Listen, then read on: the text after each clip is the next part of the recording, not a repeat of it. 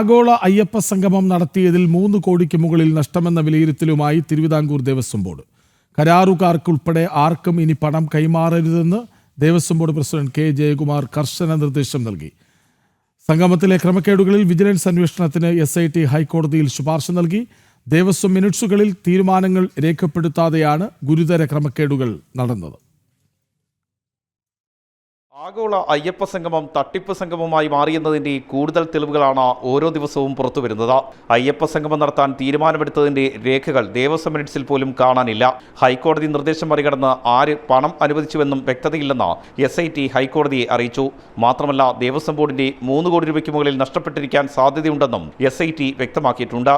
വൻതോതിൽ സാമ്പത്തിക ക്രമക്കേടുകൾ നടന്നതിനാൽ വിജിലൻസ് അന്വേഷണമാണ് നല്ലതെന്ന് SIT ഹൈക്കോടതിയെ അറിയിച്ചു. അതേസമയം സ്പോൺസർമാരിൽ നിന്ന് ലഭിച്ചതിന് പുറമെ 4 കോടിക്കടുത്തെങ്കിലും നഷ്ടം വരുമെന്നാണ് ദേവസ്വം ബോർഡിന്റെ കണക്കുകൂട്ടൽ. ഇക്കാര്യം ചർച്ച ചെയ്യാൻ ഈ മാസം 17-ന് ബോർഡ് പ്രത്യേക യോഗം വിളിച്ചു. പ്രധാന കരാറുകാരെ ഉൾപ്പെടെ വിളിച്ച് തുകയിൽ കുറവ് ആവശ്യപ്പെടാനാണ് ബോർഡിന്റെ നീക്കം. നഷ്ടപ്പെട്ട പണം കണ്ടെത്തിയില്ലെങ്കിൽ ഹൈക്കോടതി കടുത്ത നടപടികളിലേക്ക് പോകുന്നതും ദേവസ്വം ബോർഡിന് കനത്ത തിരിച്ചടിയാകും. R. രാജീവ്, ജനം, തിരുവനന്തപുരം.